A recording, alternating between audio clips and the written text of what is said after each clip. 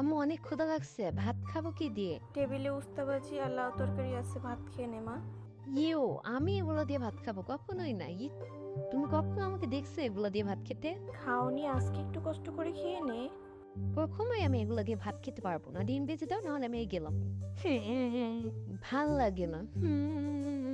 এরা কখনোই বুঝবে না আমি কি দিয়ে খেতে ভালোবাসি। আচ্ছা হয়েছে, এই নে, ফ্রিজে বিরিয়ানি ছিল, খেয়ে নে। খাবো না আমি। খা মা, আর রাগ করিস না, খা।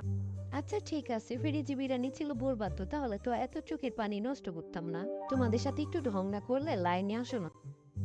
মা, ভাত খাবো কি দিয়ে? অনেক ক্ষুধা লাগছে। বৌমা আজকে উস্তাবাজি করছি, ওইটা দিয়ে খাইয়ে নাও। কি? আমি খাবো উস্তাবাজি দিয়ে ভাত?